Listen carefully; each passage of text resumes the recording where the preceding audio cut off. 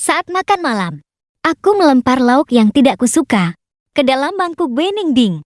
Saat dia baru akan mengambil sumpitnya, mangkuknya dijatuhkan oleh adik tiriku. Fang Yuan, kamu sudah keterlaluan. Nona Bai, kamu adalah putri yang paling terhormat. Bagaimana bisa kamu memakan sisa makanan pria ini? Dia seharusnya menikahimu untuk menggantikanku. Akulah yang seharusnya menjadi suamimu. Bai Ningbing menyipitkan matanya menatap adikku. Wajahnya tenang dan tidak berkata apa-apa. Tapi hanya aku yang tahu dia sedang marah.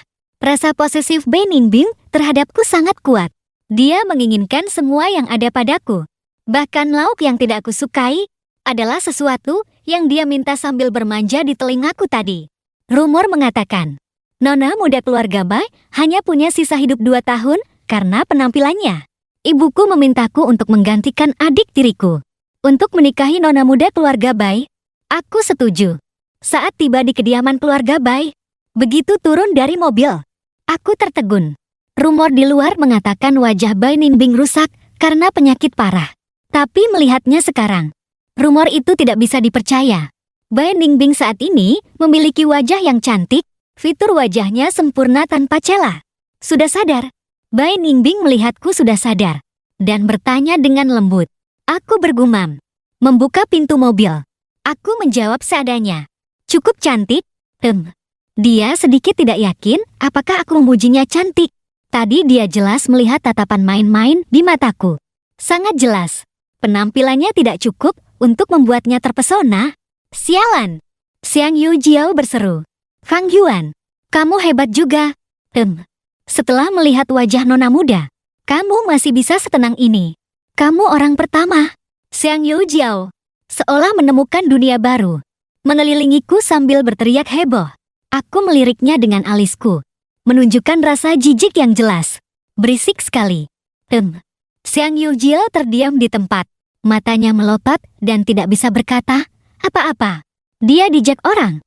Bai Ningbing menatap Xiang Yu Jiao dengan tatapan tanpa ekspresi. Kamu memang sangat berisik. Aku... Xiang Yu Jiao merasa dunianya runtuh. Dia menoleh ke Shen Qinghe di sampingnya dan bertanya dengan kesal. Apa aku berisik? Shen Qinghe mengangguk tanpa basa-basi. Iya. Wajah Xiang Yu Jiao pucat karena marah. Dia ingin sekali menghajar orang. Tapi dia tidak bisa menghajar Bai Ningbing. Tidak berani menghajar Shen Qinghe. Dan tidak bisa mengalahkanku. Sebenarnya bisa saja. Tapi karena aku sudah menjadi tunangan Bai Ningbing, dia jadi tidak berani. Bai Ningbing membawaku masuk ke dalam. Begitu masuk, Bai Ningbing melepas mantelnya. Saat dia melepas bajunya, aku langsung menatap tubuhnya. Xiang Yu Jiao dan Shen Qinghe berdiri di sampingku, mengamati ekspresiku. Tapi mereka bingung dengan ekspresiku. Dia tidak bereaksi. Bagaimana mungkin? Apa dia tidak takut? Pria biasa jika melihat tubuh Bai Ningbing mungkin akan pingsan ketakutan. Benar juga. Xiang Yu Jiao dan Shen Qinghe saja awalnya ketakutan. Sambil melepas bajunya, Bai Ningbing juga menatapku. Dia juga terkejut dengan reaksiku. Tidak takut. Mendengar itu, aku mengangkat alis dan menatap Bai Ningbing cukup lama. Bentuk tubuhmu lumayan bagus. Takut? Di dunia ini, belum ada yang bisa membuatku takut. Aku menatap Bai Ningbing hanya untuk mempelajari tumor di tubuhnya. Aku tidak tahu bagian bawahnya, tapi bagian atas tubuhnya dipenuhi dengan tumor yang sangat banyak. Beberapa sudah mulai bernanah. Seluruh tubuh bagian atasnya tidak ada yang mulus. Untung saja mental Bai Ningbing kuat. Kalau orang lain, pasti sudah mati ketakutan melihat tumor sebanyak ini. Xiang Yu Jiao sangat meragukan kecerdasanku. Apa ada yang salah? Kondisi mengerikan seperti ini disebut bentuk tubuh bagus. Kamu sepertinya salah paham dengan 3 kata. 99 bentuk tubuh bagus. Bai Ningbing terdiam sejenak, lalu tersenyum tipis. Aku sudah minta kamar dibersihkan. Kamu istirahat dulu. Nanti kuajak jalan-jalan di sekitar sini. Ini pertama kalinya aku ke kota Li. Jadi aku memang tidak terlalu mengenalnya. Lagi pula, kedepannya aku akan tinggal di sini untuk waktu yang lama. Saat naik ke atas, Shen Qinghe ingin membantuku membawa koper. Tapi aku menolaknya. Aku berjalan ke ujung tangga. lalu berbalik menatap Bai Ningbing. Hidupmu paling lama sisa 2 bulan lagi. Pil yang kuberikan tadi. Makanlah. Setelah berkata begitu, aku langsung naik ke atas tanpa menoleh. Tadi saat turun dari mobil, aku sengaja menarik tangan Bai Ningbing. Sebenarnya untuk memeriksa denyut nadinya.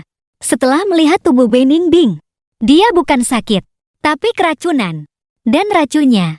Di dunia ini, selain tabib sakti Guimian, tidak ada yang bisa menyembuhkannya.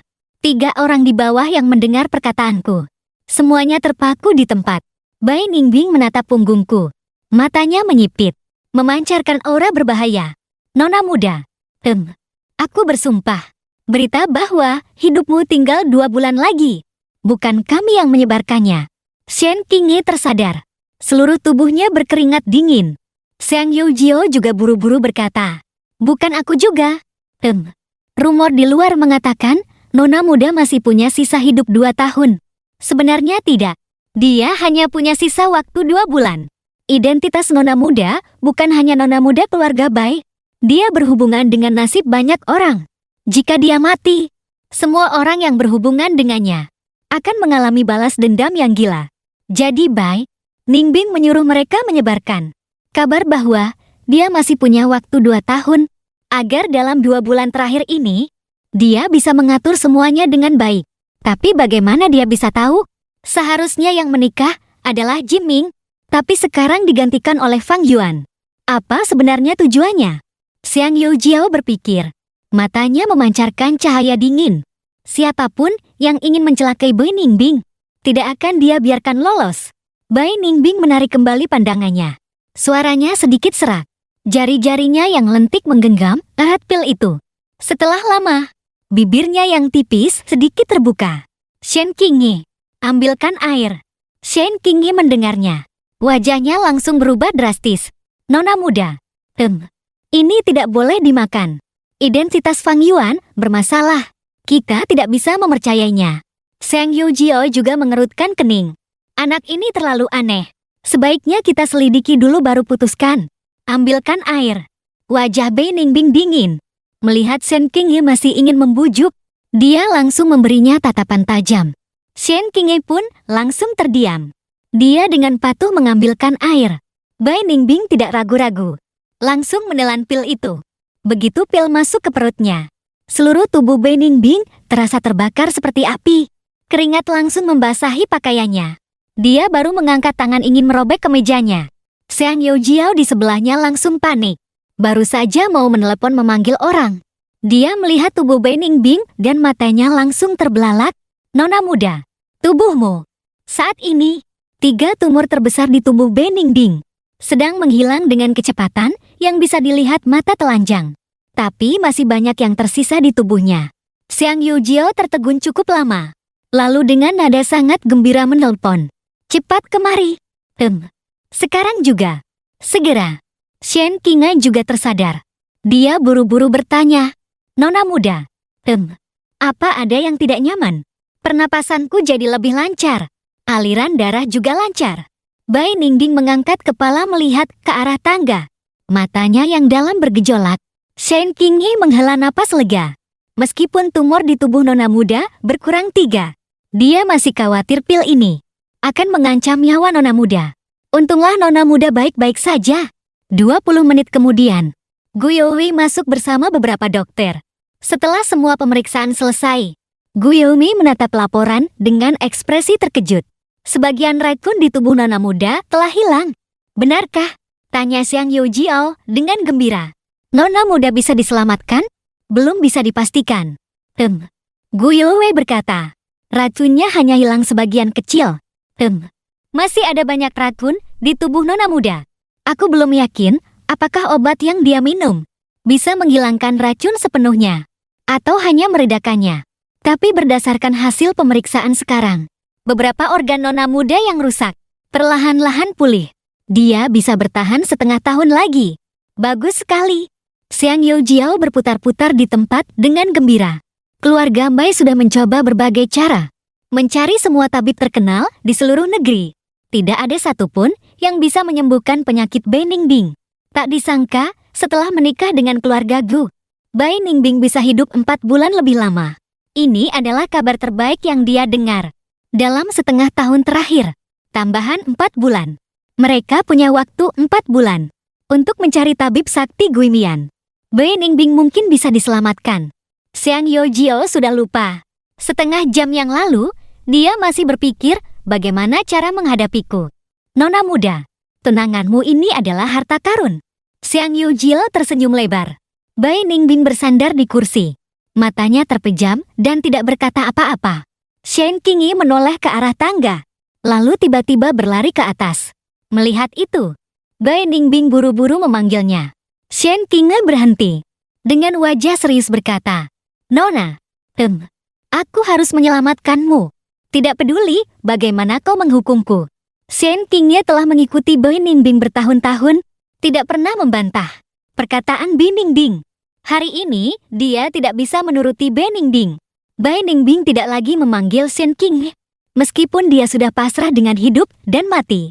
Tapi dia belum boleh mati sekarang. Kematiannya akan melibatkan banyak orang. Jika penyakitnya benar-benar bisa disembuhkan. Bai Ningbing mengerucutkan bibir menatap ke arah tangga. Aku selesai membereskan koper dan sedang menunduk membalas pesan. Tiba-tiba seseorang berlari ke hadapanku. Peluk. Dia langsung berlutut. Tuan Fang, kumohon selamatkan nona muda. Shen Qingyi bersujud di hadapanku. Dia sama sekali tidak merasa malu bersujud pada pria yang 10 tahun lebih muda darinya. Asalkan bisa menyelamatkan nona muda, dia rela melakukan apa saja. Aku mengangkat alis dan meliriknya. Dengan tenang melanjutkan membalas pesan yang belum selesai di ponsel. Sesaat kemudian, aku menyimpan ponselku, bangkit, dan berjalan ke arah pintu sambil meninggalkan satu kalimat. Lain kali jangan berlutut padaku. Aku tidak mau umurku pendek. Aku turun ke bawah, melihat ada beberapa orang berjubah putih di ruang tamu. Salah satunya menatapku dengan tatapan berapi-api. Orang itu adalah Guyo Wei. Guyo Wei telah mengikuti Bai Ningbing bertahun-tahun. Mendengar bahwa obat yang diminum Bai Ningbing adalah dariku, dia langsung penasaran padaku. Aku hanya meliriknya sekilas, lalu menarik kursi dan duduk di seberang Bai Ningbing. Melihat tubuh Bai Ningbing, aku mengangguk. Cukup penurut. Sudut mulut Xiang Yojio berkedut. Anak muda, kau orang pertama yang membuat nona muda menurut. Bai Ningbing baru saja selesai diperiksa. Dia mengambil mantelnya dan memakainya.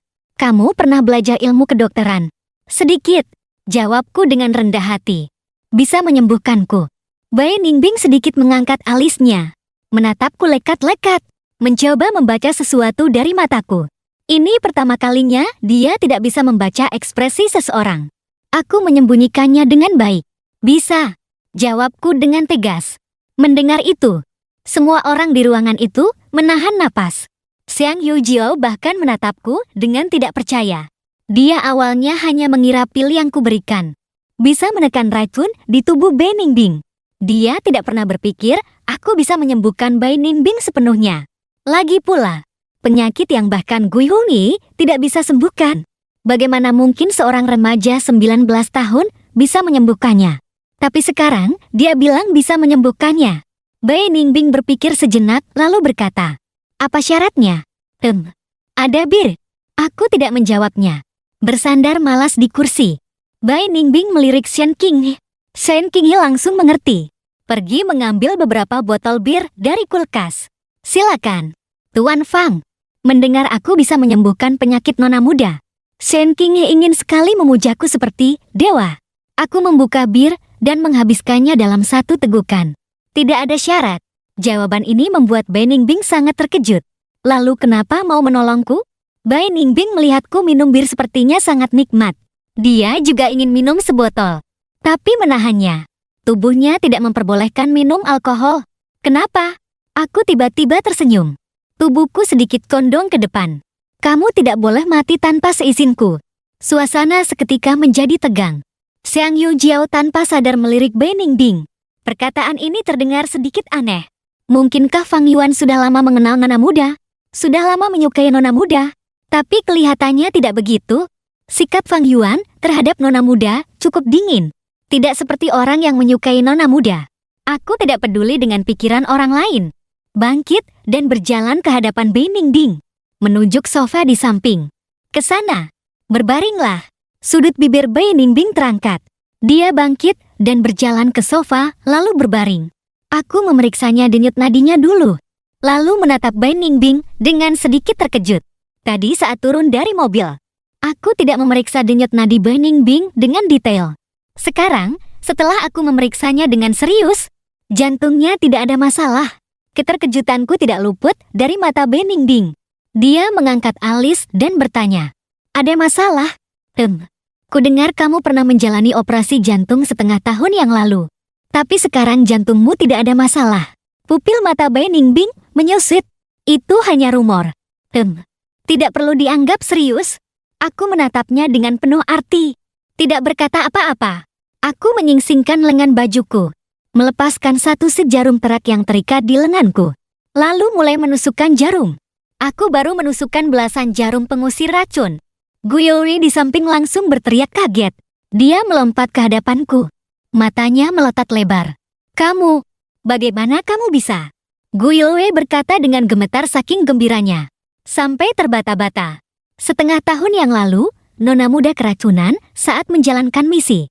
Dia menggunakan peralatan paling canggih, tapi tidak bisa mendeteksi racun apa yang mengenai nona muda. Kemudian, dia tidak sengaja mengetahui. Di Akademi Penelitian Medis, ada metode akupuntur seperti ini. Meskipun Guiyoi sudah mempelajari metode jarum pengusir racun, tapi dia tidak bisa melakukannya, karena jarum pengusir racun membutuhkan penusukan di titik akupuntur yang sangat berbahaya. Sedikit saja salah, bisa menyebabkan pasien meninggal. Tapi Guiyoi pernah mendengar dari seorang ahli pengobatan Tiongkok. Di dunia ini, hanya ada satu orang yang bisa menggunakan jarum pengusir racun, yaitu Tabib Sakti Guimian. Hanya saja keberadaan Tabib Sakti Guimian tidak menentu, dan sifatnya aneh, tidak mudah ditemukan. Tapi sekarang, Guiyoi tidak bisa mempercayai matanya. Dia melihat seorang remaja 19 tahun menggunakan jarum pengusir racun. "Ambilkan baskom." Aku melirik Guiyoi dengan datar. Wajahku tanpa ekspresi. Guiyoi tertegun beberapa detik, lalu segera berlari ke kamar mandi mengambil baskom. Aku mengangkat alisku. "Siapkan beberapa lagi." Guiyoi tidak langsung mengerti. "Untuk apa butuh begitu banyak baskom? Kenapa?" Aku sedikit tidak sabar. Aku tidak suka mengulang perkataan dua kali. Ini pertama kalinya Guiyoi bertemu denganku. Dia tidak terlalu tahu sifatku, tapi dia merasa aku bukan orang yang mudah dihadapi. Tatapan matanya lebih menakutkan dari nona muda. Dia tidak berani menunda. Segera mengambil beberapa baskom lagi. Aku mengambil sebatang jarum perak. Dengan tenang berkata pada Beiningding, "Kamu akan muntah darah." Banyak. Tahanlah. Saat kata itu selesai diucapkan, jariku bergerak ringan. Sebatang jarum menusuk perut Beiningding. Dia langsung menyemburkan seteguk darah. Guiyoi dan yang lainnya terkejut.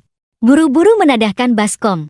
Tepat 3 baskom penuh, Beiningding baru berhenti muntah darah. Dan tumor di tubuhnya menghilang dengan sangat cepat.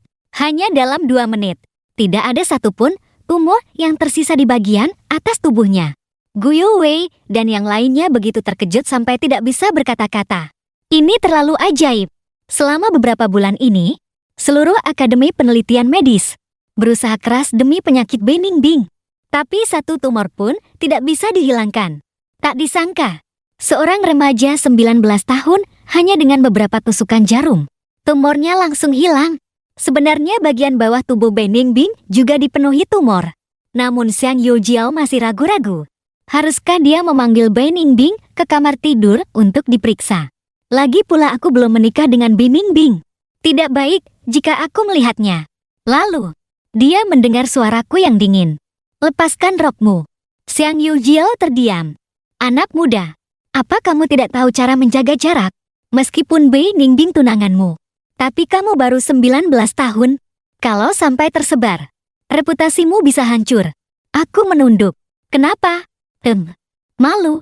Beiningding terbatuk ringan. Rona merah samar muncul di wajahnya. Dia bangkit dan dengan cepat melepas roknya.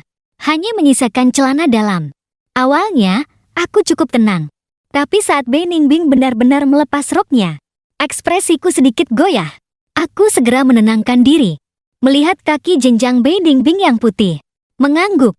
Lumayan. Tumor di tubuhnya sudah hilang semua. Tapi masih meninggalkan banyak bekas luka. Di sampingnya, Bei Ningbing dengan kaku memakai kembali roknya. Aku berbalik. Berjalan ke beberapa baskom darah itu dan mengamatinya sejenak. Nama racun yang mengenaimu cukup bagus. Namanya pesona darah. Sudut mulut Sang Yujilo berkedut. Racun saja diberi nama sebagus itu. Apa racunnya sudah sembuh total? Sang Yujilo lebih peduli soal ini. Baru sembuh separuh. Aku bangkit dan mulai mencabut jarum dari tubuh Bei Ningbing. Sambil menjawab, ekspresi Sang Yujilo cemas. Separuh? Apa maksudnya? Racunnya belum hilang. Aku melirik Bei Ningbing. Kamu masih bisa hidup setahun lagi. Dan untuk mencari jantung Jikinghan. 1 tahun seharusnya cukup. Bukankah tadi kau bilang bisa menyembuhkannya? Sang Yujilo panik.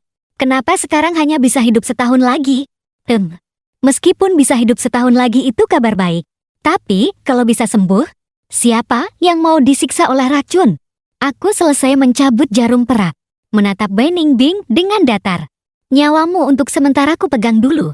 Setelah berkata begitu, aku langsung naik ke atas tanpa menoleh. Sang Yujilo ingin memanggilku, tapi Bei Ningbing memberinya tatapan isyarat. Tiba-tiba teringat sesuatu. Aku berhenti. Pikirkan siapa orang yang pernah kau sakiti. Racun seperti ini bukan milik orang biasa. Dan sebaiknya kau jaga baik-baik nyawamu ini. Kamu baru boleh mati kalau aku setuju. Setelah naik ke atas, aku mengeluarkan ponsel yang sudah kumatikan beberapa hari dari tasku. Begitu dinyalakan, sebuah telepon langsung masuk. Leluhur. Akhirnya kau mengangkat telepon juga. Biro 1 hampir didatangi orang. Suara di seberang telepon terdengar sangat gembira. Jika Bei Ningbing dan yang lain ada di sini, mereka pasti akan mengenali. Yang menelponku adalah penanggung jawab Biro 1. Kiao. Aku menjauhkan ponselku, mengerutkan kening dan berkata, bulan lalu, berikan aku data orang yang mencari Gui Mian. Kiao tertegun sejenak. Dia mengira aku akan marah. Tak disangka aku begitu tenang. Dia terdiam sejenak. Kau mau menerima order? Aku menarik kursi dan duduk, menghela napas. Tadinya aku mau istirahat setahun untuk fokus menyelidiki urusan Jikinghan. Akhirnya, aku tetap berkata, ambil saja. 1 order sebulan. Baik. Kiao akhirnya bisa bernapas lega. Dia berkata sambil tersenyum. Aku akan segera mengirimkan datanya padamu. Gerakan Kiao sangat cepat. Aku baru saja menutup telepon. Sebuah pesan masuk ke ponselku. Aku membuka data itu. Mataku menyipit. Ternyata benar-benar Bei Ningbing. Waktu itu aku tidak memikirkan Bei Ningbing. Lagi pula, setiap tahun ada banyak sekali orang yang mencari Gui Mian. Tadi di mobil, saat mendengar perkataan Sang Yujilo, aku baru sadar. Orang yang memesan adalah Bei Ningbing. Jariku perlahan mengetuk meja. 1 miliar. Apa aku harus menagih uangnya kembali? Pandanganku beralih. Aku menyalakan komputer. Di bawah, setelah aku naik, Sang Yujilo baru berbalik menatap Bei Ningbing. Nona muda, apa kau punya dendam dengan anak itu? Atau anak itu menyukaimu? Bei Ningbing bersandar di sofa. Wajahnya tanpa ekspresi. Matanya yang dalam setengah terpejam. Menurutmu? Aku juga tidak mengerti. Kalau dibilang menyukaimu, dia jelas bisa menyembuhkanmu. Tapi malah menggantung nyawamu. Kalau dibilang punya dendam, dia malah menyelamatkanmu. Aku benar-benar tidak bisa memahaminya. Lagi pula, bukankah dia hanya anak desa? Sejak kecil tidak punya orang tua di sisinya. Hanya punya seorang nenek. Bagaimana dia bisa tahu ilmu kedokteran? Dan keahliannya begitu hebat. Sang Yujilo mengusap dagunya. Otaknya berputar cepat. Guyulwi bilang, tadi dia menggunakan jarum pengusir racun. Itu adalah isi dari sebuah buku kuno. Bagaimana bisa dia pernah membaca buku berharga seperti itu? Guyulwi mendengarnya. Langsung tidak setuju. Kau tahu apa?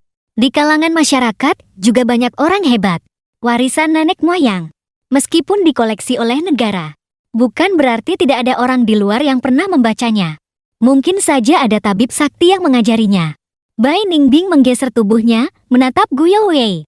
Kau bilang jarum pengusir racun. Di dunia ini, hanya Guimian yang bisa. Guyo Wei menggebrak meja dan berdiri dengan gembira. Benar. Kenapa aku tidak terpikir? Dia bisa menggunakan jarum pengusir racun. Dan jarum pengusir racun hanya bisa digunakan oleh Guimian. Seorang diri. Mungkin saja Guimian yang mengajarinya. Guyo Wei berjalan mondar-mandir. Wajahnya tidak bisa menahan kegembiraan. Dia muridnya Guimian. Benar. Pasti begitu. Hanya dengan begitu semua ini masuk akal. Xiang Yujiao mengerutkan bibir dan bertanya. Jadi maksudmu? Nona muda telah menyinggung Guimian. Jadi jawaban Biro 1 yang bilang tidak menerima order. Sebenarnya bukan Biro 1 yang tidak mau, tapi Guimian yang tidak mau menerimanya. Bai Ningbing mengangkat matanya menatap Xiang Yujiao, seolah sedang berpikir. Saat itu, suara alam yang menusuk telinga berbunyi. Shen Qingye terkejut dan langsung berdiri. Lalu dengan sigap berlari ke atas. Tak lama kemudian, dia turun membawa laptop. Dengan ekspresi serius berkata, Nona muda, komputermu diretas. Bai Ningbing duduk tegak dengan ekspresi dingin. Bagian mana yang diakses? Shen Qingye menggelengkan kepala. Pihak lain sepertinya menyadari komputermu punya sistem alarm. Begitu masuk, dia langsung menghapus jejak dengan cepat. Belum sempat mengakses apapun di dalam komputer. Xiang Yujiao juga berdiri. Wajahnya sangat serius. Mungkinkah ini perbuatan mereka? Mereka ingin menghancurkan barang bukti. Bai Ningbing menyipitkan mata. Tingkatkan virtualnya. Sebarkan berita bahwa aku sudah sembuh. Di atas, aku langsung mematikan komputer. Sejak mendapatkan surat perjanjian donasi dari rumah sakit, aku sudah merasa ada yang tidak beres. Tadi saat memeriksa denyut nadi Bai Ningbing, jantungnya tidak ada masalah. Aku tidak akan sebodoh itu langsung bertanya pada Bai Ningbing. Aku juga tidak bisa menjamin perkataan Bai Ningbing itu benar. Ini menyangkut Ji Qinghan. Aku harus memeriksanya sendiri. Siapa sangka? Aku baru saja meretas komputer Bai Ningbing. Alarmnya langsung berbunyi. Sore harinya di meja makan, Bai Ningbing menggunakan sumpit saji untuk mengambilkan lauk untukku. Aku tidak terbiasa dengan pembantu. Biasanya makanan dimasak oleh koki dan diantarkan kemari. Kalau kamu tidak terbiasa, besok aku akan panggil 2 pembantu kemari untuk mengurus kebutuhan hidupmu. Aku mengangkat kepala menatap Bai Ningbing. Tidak perlu panggil pembantu. Aku tidak terbiasa. Lagi pula, pesona darah tidak menular. Gerakan tangan Bai Ningbing terhenti sejenak. Baiklah. Dia menuangkan 2 gelas air. 1 diberikan padaku. Aku tidak menerimanya. Menunjuk bir di samping. Jari Bai Ningbing mengetuk meja. Terdiam cukup lama. Lalu bangkit mengambilkan sebotol bir untukku. Jangan banyak-banyak. Aku memberinya tatapan. Yang artinya memangnya kau, siapa mengaturku? Ekspresi Bai Ningbing berubah. Dia tidak berkata apa-apa. Remaja ini sifatnya kurang baik. Lebih baik biarkan saja.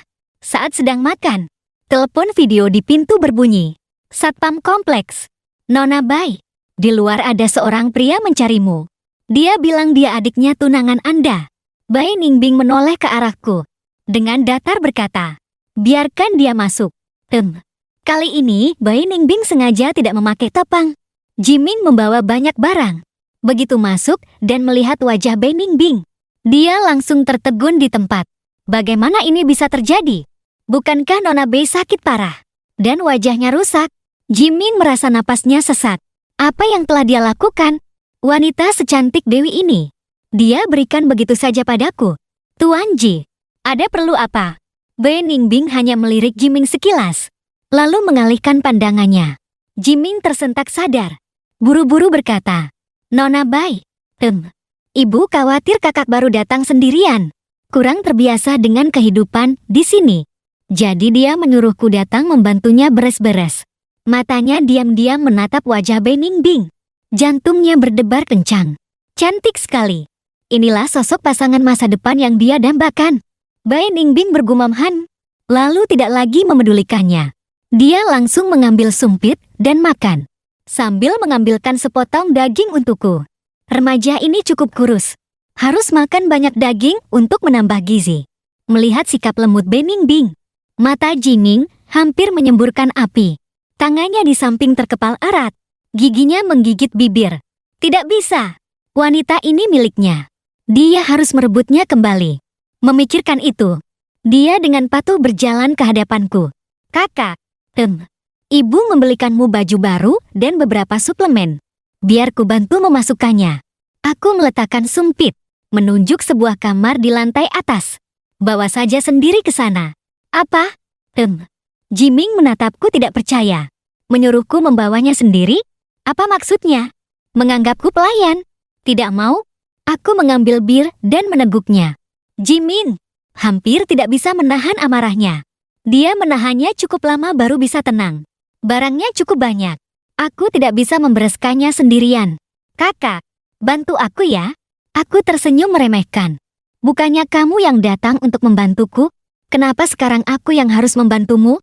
Bukan itu maksudku. Hanya saja aku tidak tahu seleramu. Khawatir salah meletakkan barang. Kilatan licik melintas di mata Jiming. Tapi dengan cepat, ia sembunyikan. Oh, aku memanjangkan nadaku. Maaf, aku dari desa. Tidak terlalu mengerti tata krama bangsawan. Lakukan saja sesuai seleramu. Terima kasih atas kerja kerasmu. Mendengar itu, Beningbing yang duduk di samping menunjukkan senyum tipis. Jiming sangat marah. Tapi karena Beningbing ada di sini, ia hanya bisa menahannya. Dia harus meninggalkan kesan yang baik pada Beningbing. Hanya dengan begitu, ia bisa mendapatkan wanita ini. Dia tidak berkata, apa lagi. Membawa barang-barang itu ke atas sendirian. Ke kamar tempatku tinggal. Saat naik ke atas, pikirannya penuh dengan Beningbing. Ia tidak punya mood untuk membereskan barang-barangku. Ia melempar barang-barang itu begitu saja ke tempat tidur dan segera turun. Di bawah, Beningbing melirik Jiming yang menghilang di tangga. Tersenyum tipis. Tidak suka padanya. Sebotol birku sudah habis. Aku membuka satu botol lagi. Iya. Beningbing mengambil botol bir kosongku yang baru saja habis, membuangnya ke tempat sampah. Lalu kembali duduk. Kapan kamu akan pergi ke sekolah? Beningbing awalnya ingin meminta Xiang Yujiao mencari Tuan Qin untuk menanyakan situasinya.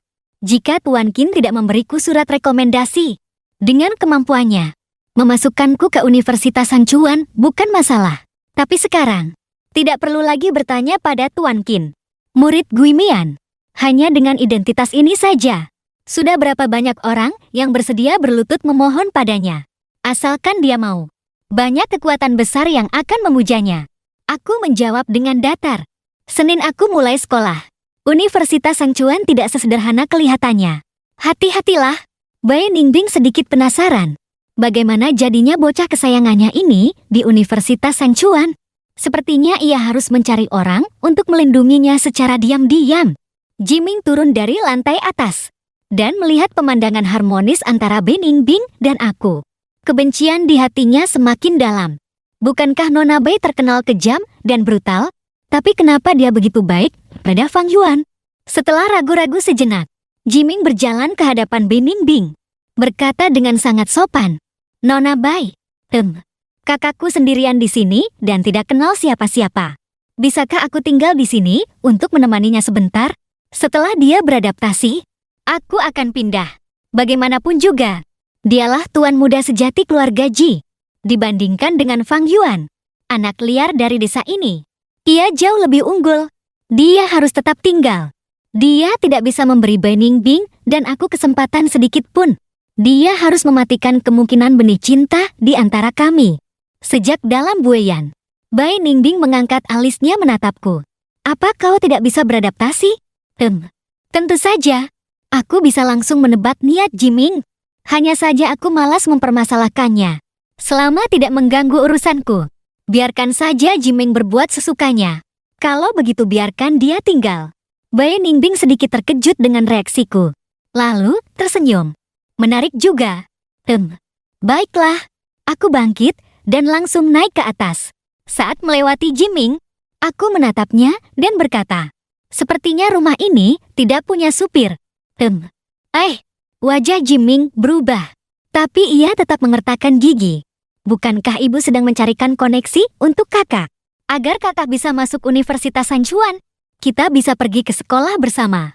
Wah, aku tersenyum. Menunjuk ke arah Bai Ningbing. Dia yang akan mengantarku. Di sampingku, Bai Ningbing tiba-tiba tersenyum. Fang Yuan adalah tunangannya. Wajar jika dia mengantarnya. Sedangkan Jiming, dia tidak berani memintanya mengantar. Bai Ningbing mengikutiku naik ke atas, melirik piring dan sumpit di meja. Tuan Muda Ji, di rumah ini tidak ada pembantu. Maaf merepotkanmu. Jiming sangat marah sampai air matanya menggenang. Dia baru saja akan mengatakan sesuatu. Bai Ningbing sudah menggandeng tanganku naik ke atas. Melihat kemesraan kami, tangannya terkepal erat. Wajah tampannya seketika berubah menjadi seringai mengerikan. Keesokan harinya, suara bel pintu yang memekakan telinga membangunkanku. Aku keluar dari kamar, ingin melihat siapa yang berani mengganggu tidurku. Turun ke bawah dan melihat tamunya. Aku sedikit tertegun. Seorang wanita dengan tubuh yang sempurna dan aura yang mulia dan anggun. Wanita itu adalah Ibu Bai Ningbing. Wanita itu langsung melihatku berdiri di belakang Bai Ningbing. Ia berjalan cepat masuk dan meraih tanganku. Astaga. Jadi ini menantuku. Ya, tanda tanya. Aslinya lebih tampan dari di foto. Bagus. Bagus. Halo, Tante. Aku langsung mengubah ekspresi dan tersenyum. Menyapa dengan sopan. Halo.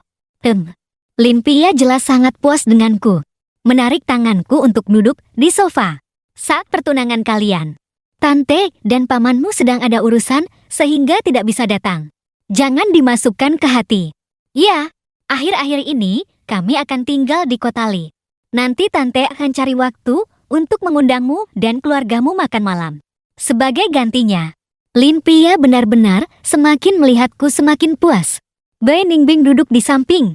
Benar-benar dianggap transparan oleh ibunya sendiri. Makan malam tidak perlu. Aku sangat kesal dengan orang-orang keluarga Ji itu. Malas bertemu mereka. Harus. Lin Pia menepuk tanganku. Aku dengar dari Ningbing. Awalnya yang akan menikah adalah putra ibu tirimu. Tapi karena usianya tidak cukup, akhirnya kau yang terpilih. Tentang urusanmu, aku juga sudah tahu. Sebagai anak tiri, hidup di keluarga kaya memang tidak mudah. Sekarang kau sudah menikahi Ningbing kami. Kami akan memperlakukanmu dengan baik. Dengan begitu, keluarga Ji juga akan memperlakukanmu dengan baik. Tentu saja Lin Pia tahu. Keluarga Ji tidak mau menyerahkan Jiming, malah mengirimkan seorang anak tiri. Sebenarnya ia juga sedikit kesal. Tapi ia berpikir harus memperlakukan anak ini dengan baik. Lagi pula, hidup Bai Ningbing hanya tersisa 2 bulan. Jadi karena aku bersedia datang, Lin Pia merasa berterima kasih. Terlebih lagi setelah bertemu langsung denganku. Ia cukup puas. Bahkan jika nanti Bai Ningbing tiada, ia akan melindungiku seumur hidup agar tidak ditindas. Kata-kata itu terdengar oleh Jiming yang baru saja turun. Wajahnya seketika berubah. Apa bagusnya Fang Yuan?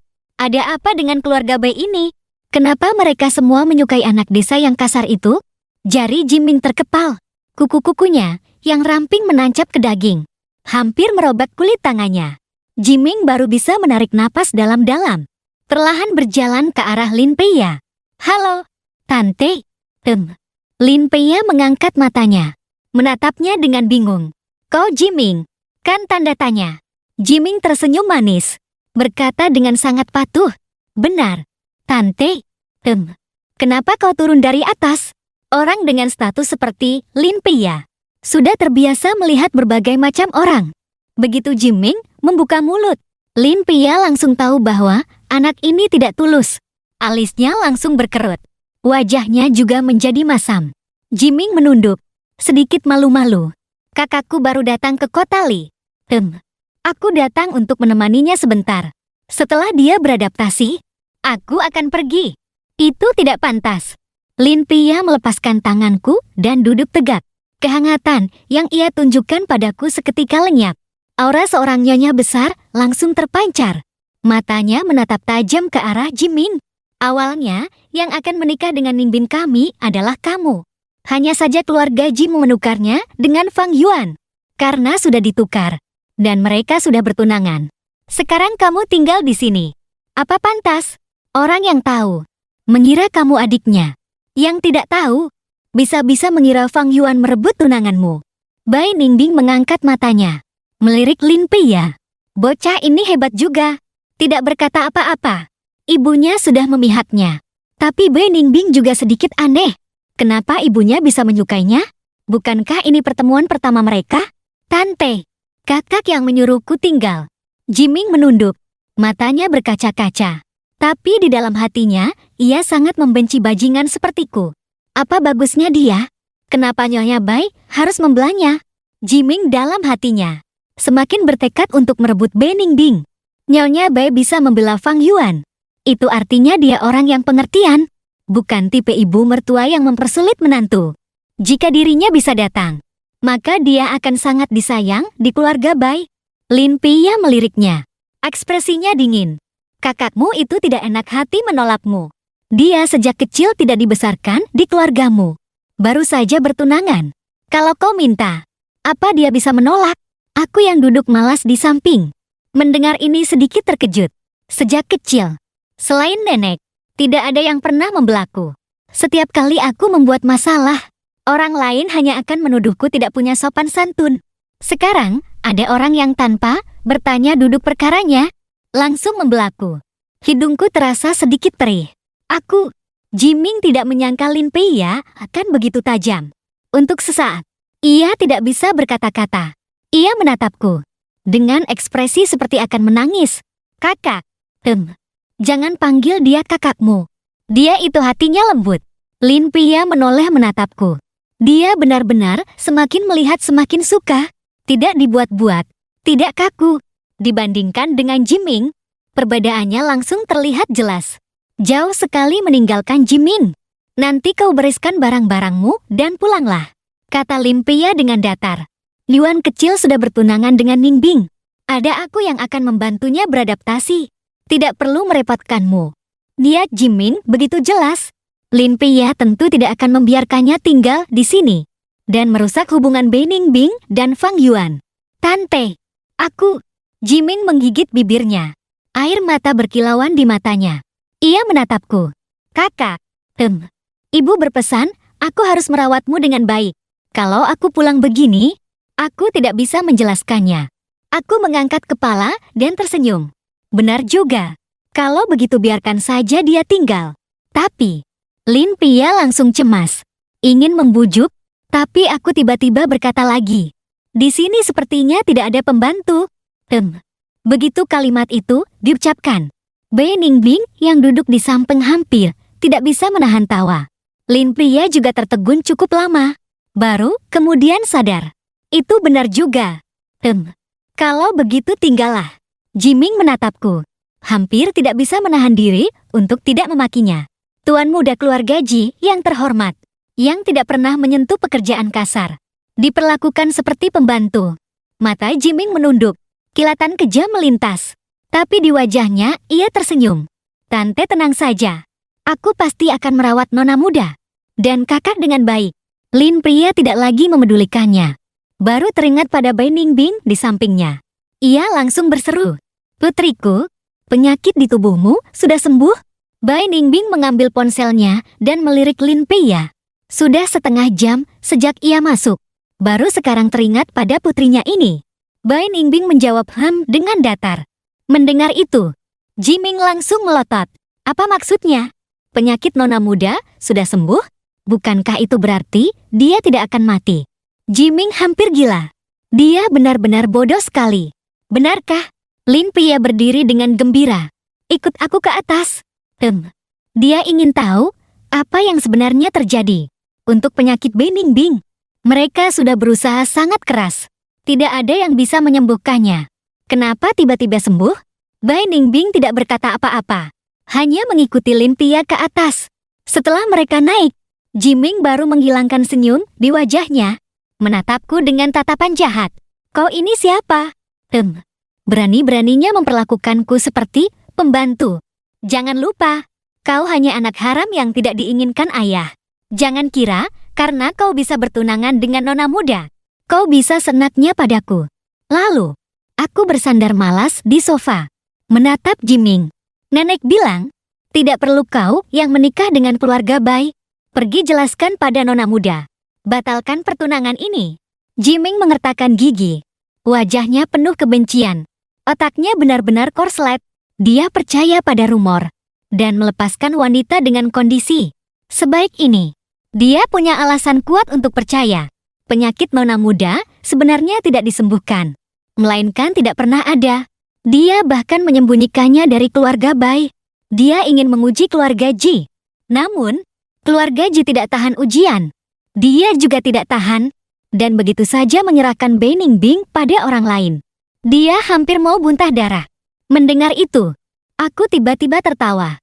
Kalau aku tidak mau, kau bisa apa? Tidak mau? Jiming tersenyum dingin. Kurasa aku tidak perlu mengingatkanmu. Biaya pengobatan nenekmu saat ini masih dari keluarga Ji. Dulu mencarimu kemari untuk mengobati nenekmu. Itu hanya karena kau berguna. Sekarang kau tidak berguna lagi. Kau bisa pergi. Kalau kau tidak setuju, kau seharusnya tahu akibatnya.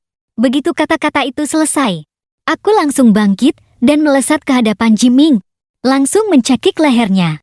Kau tidak suka hidup? Ya, tanda tanya. Kenapa harus berulah di depanku? Jiming terkejut dengan sikapku. Seluruh tubuhnya gemetar. Aku menepuk-nepuk pipinya dengan ringan.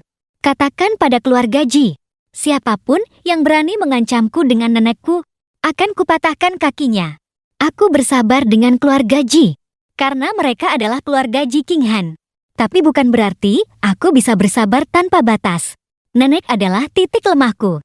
Siapapun yang berani menyentuhnya, akan kubuat orang itu menyesal telah lahir ke dunia ini. Di atas, Lin Pia memaksa Bai Ningbing melepas bajunya. Matanya langsung terbelalak. Tabib terkenal mana yang menyembuhkanmu? Bai Ningbing dengan perlahan memakai kembali bajunya. Calon menantumu, Fang Yuan. Lin Pia berseru kaget. Bagaimana mungkin?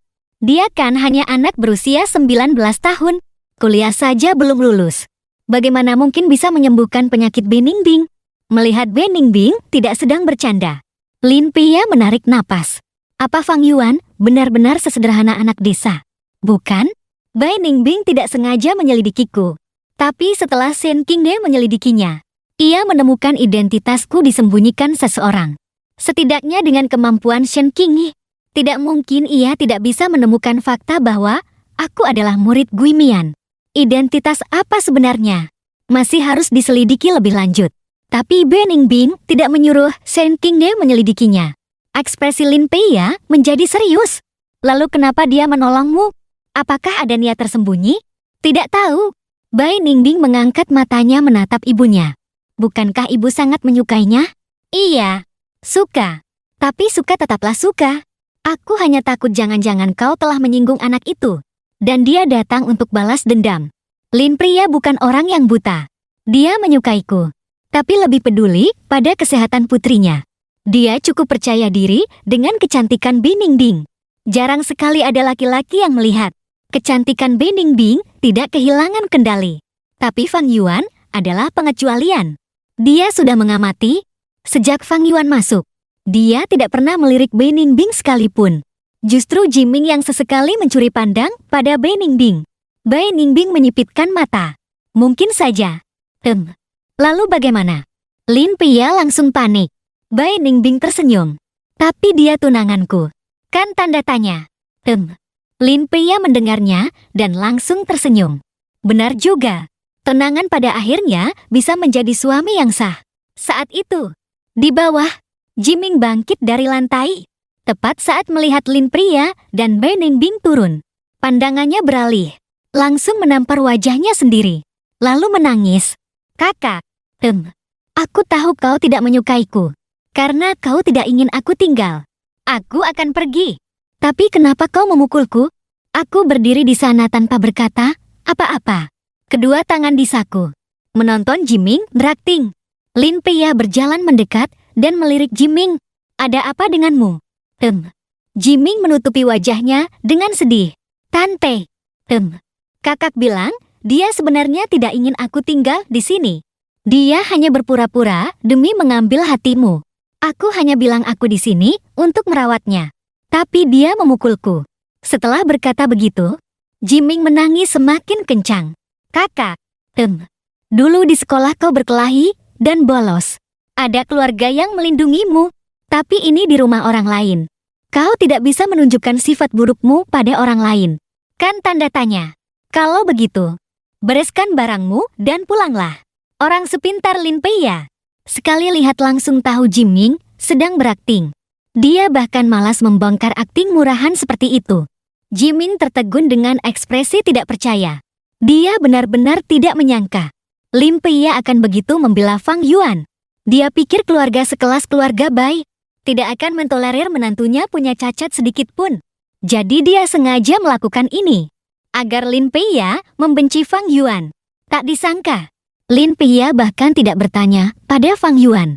Langsung menyuruhnya pergi. Mana bisa begitu? Dia sudah susah payah bisa tinggal di rumah keluarga Bai. Tidak boleh pergi hanya karena perhitungan yang gagal ini. Jiming menahan emosinya dan buru-buru berkata, Tante, meskipun kakak memukulku, tapi aku memaafkannya. Kami ini saudara. Seharusnya saling membantu. Lain kali, aku pasti akan patuh. Merawat kakak dengan baik. Aku cukup kagum.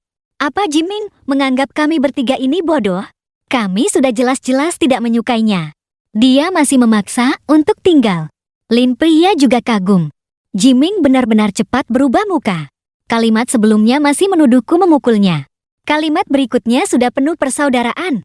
Dari sekian banyak orang licik yang pernah ia temui, Jiming adalah yang pertama kali menuliskan kelicikannya di wajah.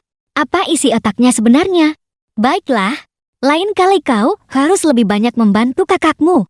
Lin Pei langsung memutuskan untuk membiarkan Jiming tinggal. Fang Yuan, anak itu kelihatannya emosinya tidak baik. Karena Jiming ingin cari mati, ia akan mengabulkannya. Lin Pei berbicara denganku sebentar, lalu pergi. Saat akan pergi, Lin Pei menoleh pada Jiming dan berkata, Oh ya, kakakmu bukan orang lain.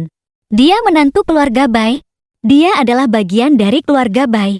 Jiming langsung menunduk, menggigit bibir bawahnya dengan erat. Bai Ningbing awalnya ingin mengajakku jalan-jalan, tapi aku menolaknya. Aku mau ke rumah sakit. Sudah 5-6 hari aku di kota Li. Aku belum menjenguk nenek. Aku ikut denganmu. Bai Ningbing tanpa ragu langsung menggandeng tanganku. Langkahku terhenti sejenak. Tangan Bai Ningbing hangat, tanganku dingin. Digenggam olehnya. Kehangatan dari tangannya terasa cukup nyaman. Namun, baru saja sampai di pintu, Jiming mengejar kami. Kakak, aku juga mau menjenguk nenek. Sudah lama aku di kota Li. Aku belum menjenguknya. Jiming mana mungkin mau menjenguk nenekku. Dia hanya ingin kapanpun dan dimanapun. Bersama dengan Bai Ningbing. Aku berkata dengan nada dingin. Pergi jauh-jauh. Tadi aku ikut berakting dengan Jiming karena moodku sedang baik.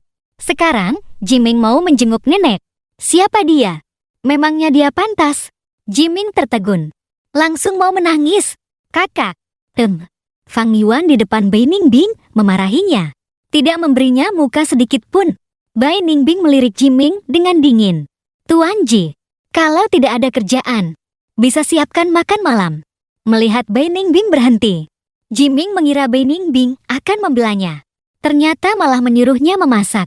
Jiming sangat marah di dalam hati, tapi terpaksa menyembunyikannya dan berkata sambil tersenyum. Baik, aku dan Bai Ningbing baru saja masuk ke mobil. Sebuah mobil mewah berhenti di depan villa. Xiang Youjiao dan Shen Qingye turun. Nona muda, kalian mau kemana? Bai Ningbing sedikit mengangkat matanya. Ke rumah sakit dengan Fang Yuan. Ada apa?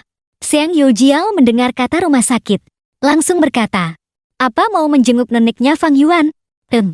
Kami ikut. Ya, kemarin, keahlian medis Fang Yuan benar-benar mengejutkannya. Lagi pula, setengah nyawa nona muda ada di tangannya. Dia harus mengambil hatiku. Siapa tahu suatu hari nanti, Fang Yuan bersedia menyembuhkan penyakit Bai Ningbing sepenuhnya. Shen Qinghe punya pikiran yang sama dengan Xiang Youjiao. Keduanya tanpa menunggu persetujuan Bai Ningbing, langsung masuk ke mobil. Shen Qinghe langsung mengambil kunci dari tangan Bai Ningbing. Nona muda, biar aku yang menyetir. Di tengah perjalanan, Xiang Yujiao tiba-tiba teringat sesuatu. Fang Yuan, keahlian medismu begitu hebat. Kenapa tidak menyembuhkan nenekmu? Racun pesona darah saja bisa disembuhkan. Penyakit neneknya seharusnya bisa disembuhkan juga. Kan tanda tanya. Tapi dia malah membiarkan neneknya dirawat di rumah sakit. Dan tidak mengobatinya. Agak aneh. Jariku sedikit terhenti. Dengan dingin berkata, tidak bisa disembuhkan. Xiang Yujiao berseru kaget. Apa? Ada penyakit yang tidak bisa kau sembuhkan. Kau kan muridnya Gui Mian. Itu artinya kau mewarisi ilmu medis Gui Mian. Kalau tidak bisa, paling tidak bisa meminta Gui Mian untuk mengobatinya. Bagaimana mungkin penyakit nenekmu sendiri tidak bisa disembuhkan? Penyakit yang Gui Mian tidak bisa sembuhkan. Berarti para dokter di rumah sakit pusat itu lebih tidak bisa lagi menyembuhkannya. Aku menunduk dan tidak berkata apa-apa. Xiang Yujiao sedikit takut dengan sikapku. Menelan ludah dan bertanya, nenekmu sakit apa? Aku mengangkat kepala. Suaraku sedingin es yang menusuk tulang. Keracunan. Begitu kata itu diucapkan, mobil menjadi sunyi senyap. Alis Xiang Yujiao berkerut. Butuh waktu lama baginya untuk sadar. Keracunan. Jangan. 1216 bercanda. Aku mengangkat kepala dan memberinya tatapan seperti melihat orang bodoh. Xiang Yujiao tampak pasrah. Dia dijek lagi olehku. Shen Qingmei juga menatapnya. Seperti melihat orang bodoh. Siapa yang akan bercanda soal nenek sendiri? Meskipun baru sebentar berinteraksi denganku. Tapi mereka bertiga bisa melihat. Fang Yuan paling peduli pada neneknya. Sekarang, Xiang Yujiao dengan bodohnya bertanya, apakah itu? Bercanda. Pantas saja dianggap bodoh. Shen Qingmei menghela napas. Sejak Fang Yuan datang, kecerdasan Xiang Yujiao benar-benar menurun drastis. Xiang Yujiao merasa terpukul. Apa dia benar-benar tidak cukup pintar? Dia hanya tidak langsung sadar. Siapa yang akan tahu? Seorang nenek yang tinggal di desa bertahun-tahun akan keracunan. Dan racun yang bahkan Fang Yuan tidak bisa sembuhkan. Itu berarti racunnya sangat kuat. Masalah ini memang aneh. Dia mengira Fang Yuan bercanda.